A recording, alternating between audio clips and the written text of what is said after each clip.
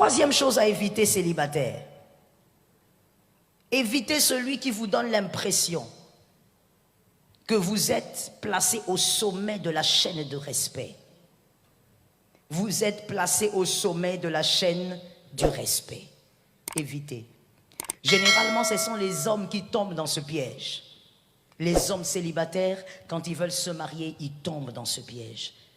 Et vous avez l'impression, monsieur, que c'est normal, que c'est beau, que c'est de la soumission, ou peu importe comment vous appelez ça. C'est-à-dire, vous rencontrez une femme, et cette femme vous donne l'impression que vous êtes devenu son Dieu sur terre. Qu'il n'y a plus personne qui compte, vous êtes la seule personne à compter. Elle ne respecte plus personne en dehors de vous. Je dis à quelqu'un, dis à un frère, c'est une erreur. Dis à un frère ou à une sœur, fossoyeur. Dis à quelqu'un d'autre, fossoyeuse. Quand vous vous retrouvez avec quelqu'un comme ça veut dire dès qu'elle vous rencontre, j'insiste beaucoup sur les hommes parce que ça arrive souvent aux hommes. Vous trouvez une fille comme ça, dès qu'elle vous rencontre, plus personne ne compte pour elle. C'est que toi tu dis c'est oui et amen. Tout le monde est mauvais, c'est toi qui es bon. Commence déjà à dire à la sœur, restons amis. Commence à dire aux frères, restons. J'ai entendu 2 personnes. Dis à ce frère, restons. Parce que, écoute, si cette personne n'est pas une grande ignorante, elle est vraiment dans une ignorance criante. Si ce n'est pas le cas, ça voudrait donc dire que cette personne est maîtrisard en hypocrisie. Elle a une maîtrise en hypocrisie. À moins qu'elle soit ignorante, ça peut arriver. Elle ignore, elle pense que c'est comme ça que ça doit fonctionner. Mais si ce n'est pas le cas, tu as devant toi un très grand hypocrite. Et il est dangereux. Je vous explique pourquoi. Celui qui devient aveugle lorsqu'il s'agit de toi, t'imposera la cécité quand il s'agira des autres. Celui qui devient aveugle parce qu'il t'a aimé, il est amoureux, elle est amoureuse, cette personne devient aveugle. Si vous vous mariez, vous prenez le risque de vous marier, cette personne va créer la cécité auprès de toi quand il s'agira des autres. Est-ce que quelqu'un m'entend? Ça veut dire que quand tu devras aussi vivre avec les autres comme il faudra, cette personne va s'organiser pour que tu ne voies pas les autres. Il n'y a que elle. Il y a des femmes, oh mon Dieu, que les femmes me disent, ça tombe sur nous. Il y a des femmes qui pensent que comme tu es mariée à Jean-Luc, tu deviens le centre de la vie de Jean-Luc. Madame, tu n'es pas le centre de la vie de Jean-Luc. Même s'il t'a mis l'anneau au doigt, Jean-Luc avait des amis, Jean-Luc avait un travail, Jean-Luc a une famille. Donne un amen, tu vas guérir. C'est comme ça. Ça te choque et ça te réchoque. Non mais, attends. Tu veux être le centre du monde de Jean-Luc. Quand Jean-Luc te dit, écoute, je vais aller voir les amis. Pourquoi? Pourquoi tu me laisses? Je veux être avec toi. Laisse-les tranquille. Un peu d'espace de respiration. Dis à un voisin, l'espace de respiration. Donc comme il t'a épousé, il ne va plus respirer. Qui t'a dit que ça fonctionne comme ça? Je parle ou je laisse? Lorsque tu étouffes un homme, il finira par s'envoler. Je réchoque. Lorsque tu étouffes un homme, il finira. Maintenant, écoute-moi, madame. Écoute-moi, mademoiselle. J'ai l'habitude de dire quand j'enseigne sur le couple, lorsqu'on dit un homme vous quitte, un homme s'envole, écoutez, généralement les femmes, et si on prenait le micro, on donnait ici, toutes les femmes ont pensé à une chose, l'adultère. Alors qu'un homme peut vous quitter tout en dormant avec vous et sans commettre l'adultère. Madame, arrêtez s'il vous plaît, je parle maintenant aux mariés. Madame, arrêtez de croire que lorsqu'un homme dort avec vous, vit avec vous, c'est qu'il est avec vous. Un homme peut vous quitter sans commettre l'adultère. Et c'est dangereux. Un homme peut dormir avec vous, manger avec vous, mais il est déjà parti. Et quand je dis parti, je ne parle pas d'avoir une autre femme. La femme, des fois, elle est bornée sur une chose. Quand on dit l'homme va partir, l'homme n'est pas bien. Non, c'est quoi? Il va aller prendre qui? Il va faire quoi? De toutes les manières, il est impudique. Madame, on parle ou on parle pas? Prophète, on dirait qu'elles sont fâchées bientôt là. Il faut donner le micro, elles sont fâchées.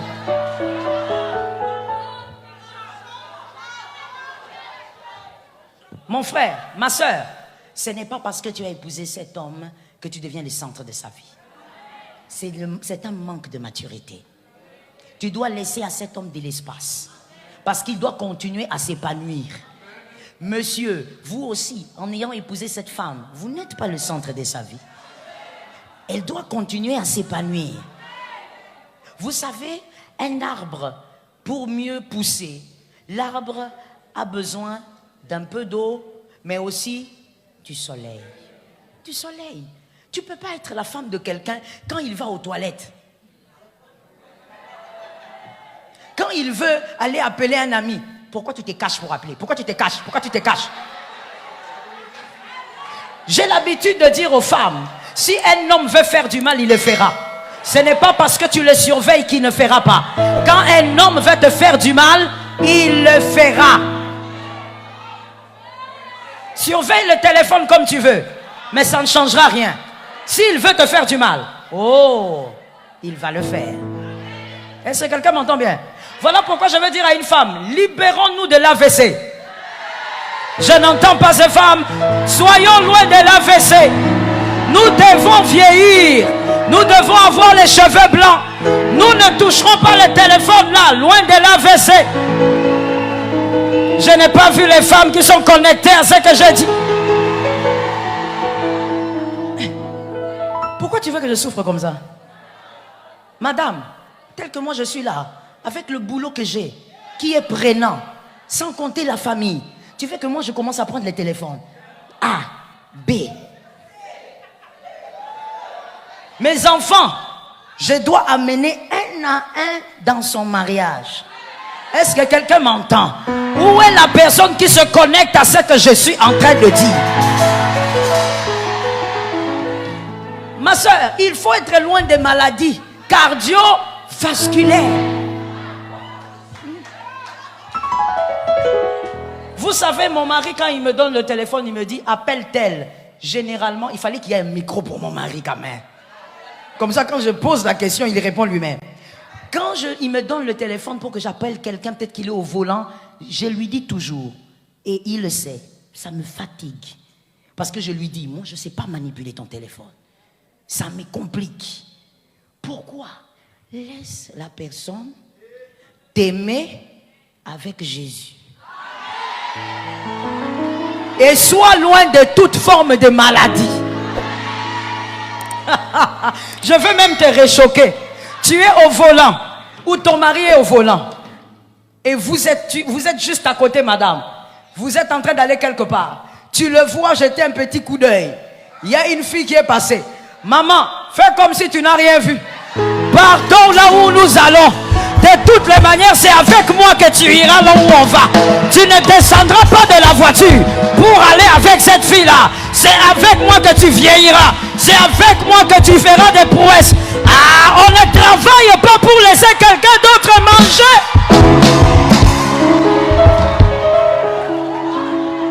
Hey, madame, il faut comprendre ça. Il faut grandir. Dis à quelqu'un, ce sont les choses anciennes. Toi, tu es dans la voiture, là, tu gonfles. Pourquoi tu la regardes? Pourquoi tu la regardes? Elle, celle-là qui est partie là, elle ne sait même pas que vous êtes en train de faire des débats en son nom. Pourquoi tu la regardes? Hein? Maman, comme nous avons des radars, tu as déjà localisé. Tu as vu qu'il a regardé. Mais tu restes devant. Alléluia. Localise un frère, dis-lui, tu vas te balader dans le musée. Localise. Dis-lui, tu vas te balader dans le musée. Si tu es un homme marié, tu vas te balader dans le musée. C'est-à-dire, même si tu vois des belles femmes, tu ne toucheras pas, tu ne prendras pas, tu resteras avec ta femme, vous vieillirez ensemble. Ah! Où sont les femmes mariées qui ont donné un amen? Ton mari fera la balade du musée. Quand Quand on se balade dans les musées, même quand une chose est belle, on ne touche pas. Je croyais que les femmes mariées allaient sceller le miracle. Mais les femmes mariées sont façon. Ça tombe sur ton foyer. Balade du musée. Même s'il va en Chine, il va se balader dans le musée. Même s'il va en Inde, il va se balader dans le musée. Qu'une onction soit sur sa tête pendant que tu dis Amen. Oh. Madame, dis je suis en train de parler aux dames mariées. Localise une dame mariée, dis-lui, ces choses sont caduques. Alors voici de quoi je parle. Écoute-moi bien, madame, parce que si je ne te parle pas de ça, je risque d'oublier. Écoute-moi bien, madame, nous sommes en 2022. Nous sommes au 40e siècle. Non, au 40e siècle. Attention, il ne faut pas avoir des mentalités des femmes antiques. Aujourd'hui, tu ne vas pas quitter ton foyer parce que tu as appris que ton mari avait fait un tour dans un quartier avec une petite fille façon qui n'arrive pas à bien marcher. Tu ne quittes pas ton foyer parce que tu as travaillé pendant des années. On ne travaille pas pour laisser le territoire. Est-ce que j'ai parlé à quelqu'un? Tu vas dire, écoute, si on t'apprend ça et que c'est vrai, tu as des preuves. Le soir, tu lui donnes à manger. Quand il mange, il finit. Tu dis, je t'amène du thé. Tu lui fais du thé. Même s'il ne veut pas le thé, donne-lui le thé. Parce qu'il a besoin d'un peu de chaleur. Quand il finit de prendre son thé, tu lui dis, tonton. Non, là, il faut l'appeler tonton. Tonton, j'ai appris que tu étais avec une fille là-bas. Mais tu sais quoi? Toi et moi, c'est jusqu'à la mort. C'est jusqu'à la mort. Donc, tu vois ce que tu fais là? Tu as intérêt à finir ça vite. Parce que de toutes les manières, toi, tu ne bouges pas. Moi,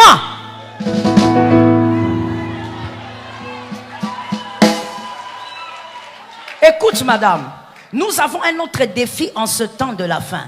C'est non seulement d'être marié dans un foyer équilibré, mais c'est de sortir de notre lignée le divorce. Tu dois sortir de ta lignée toutes sortes de divorces. Ta lignée ne doit pas subir ce genre de déséquilibre. Si toi tu divorces, ta fille va divorcer. Ton fils va divorcer, c'est évident. Le Goliath que tu n'as pas tué va combattre ton fils.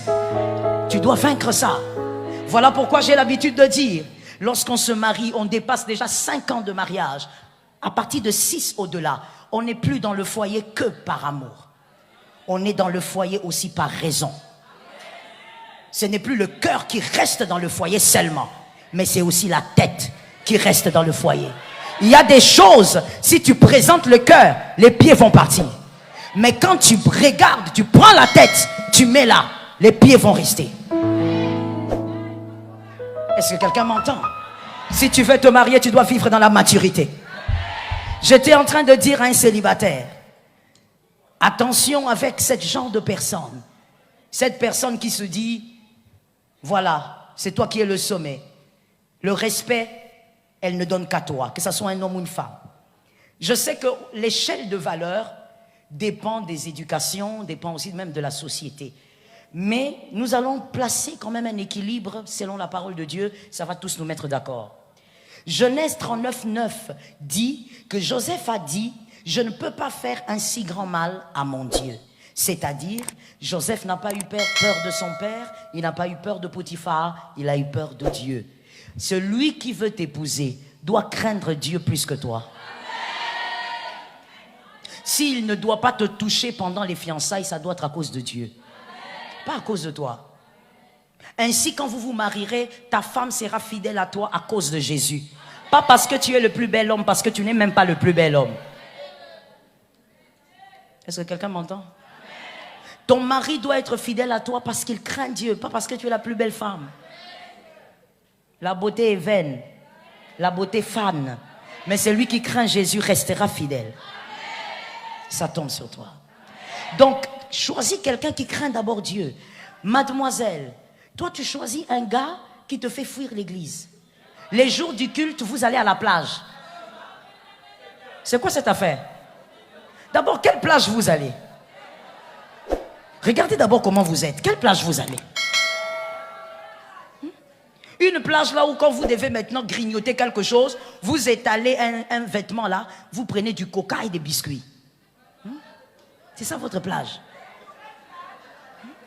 Vous fouillez la présence de Dieu. Pourquoi?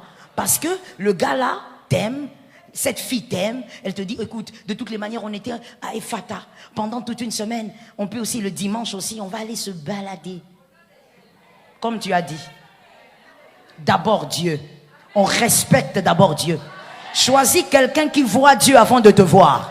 Ça tombe sur ta maison au nom de Jésus. Et ensuite, nous avons vu ceci. Écoutez, on ne se marie pas pour mourir. On ne se marie pas non plus pour faire que 2-3 ans de mariage et mourir. Donc quand on se marie, on souhaite la longévité. D'ailleurs, je souhaite la longévité pour vous. Mais voici le clé de la longévité. Exode 22. Exode 22. La Bible dit, tu honores ton père et ta mère. C'est-à-dire quelqu'un qui ne respecte pas tes parents. Où est-ce que tu vas avec? Là encore, ce sont les hommes qui commettent des erreurs. Mais pourquoi on vous a fait ça? Ou c'est parce que vous ressemblez à Adam? Vous avez un problème. Mais c'est toujours, les hommes tombent dans ce piège.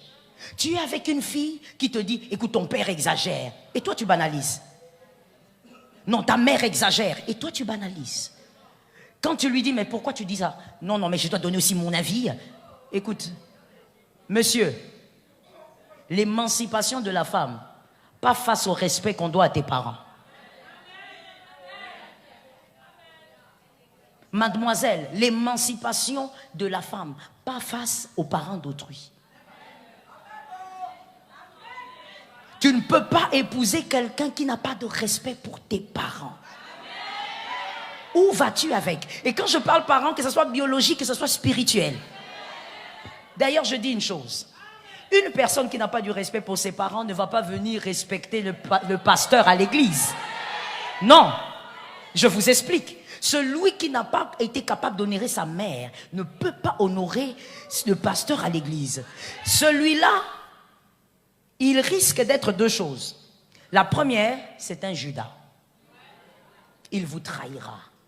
Celui qui n'a pas honoré un père n'honorera pas le fils. Il te trahira. Comme il a trahi ses pères, c'est comme ça qu'il te trahira. Ou alors, c'est celui qu'on appelle un Simon, comme Simon le magicien. Simon le magicien, pour ceux qui lisent la Bible, c'est ce monsieur-là qui est allé vers les disciples pour dire, donnez-moi un peu la puissance que vous avez, je vais vous donner l'argent. Ça veut dire c'est quelqu'un qui a compris que le prophète Philippe a l'onction. Alors je dois être son fils. Je dois rester à ses pieds. Comme ça il va me donner l'onction.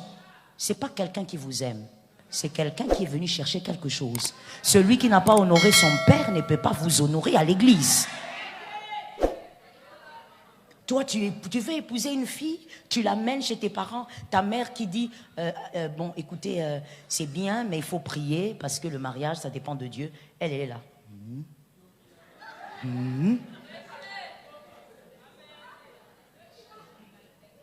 Elle boude. Mon frère, si moi je suis ton pasteur, frère, je te dis, là, tout de suite, tu la bloques.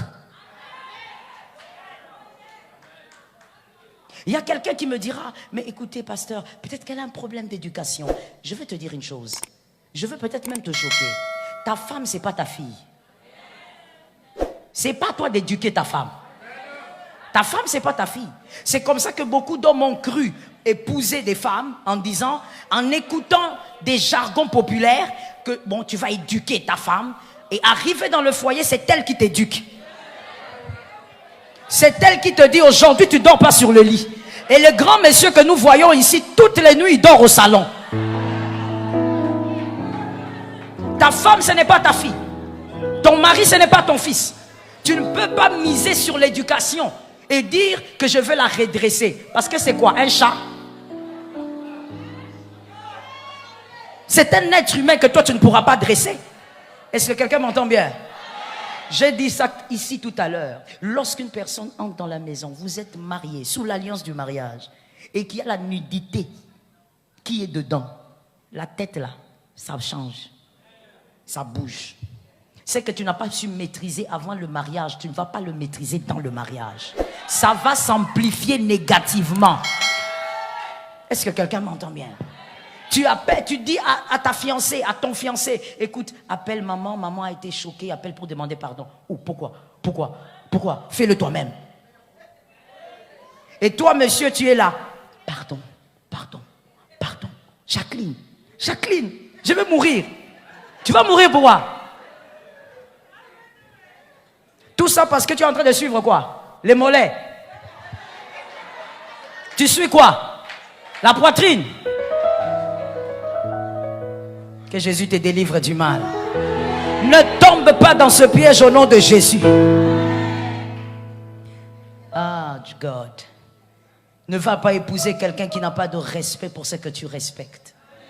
Voilà pourquoi, let me say something avant d'aller vers les mariés, je vais terminer là.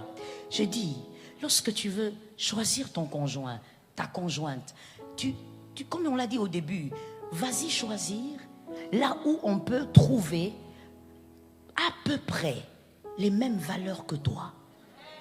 On ne te demande pas de choisir ton jumeau, parce que être identique dans un mariage, c'est pas bien. Il faut être différent pour qu'il y ait la complémentarité.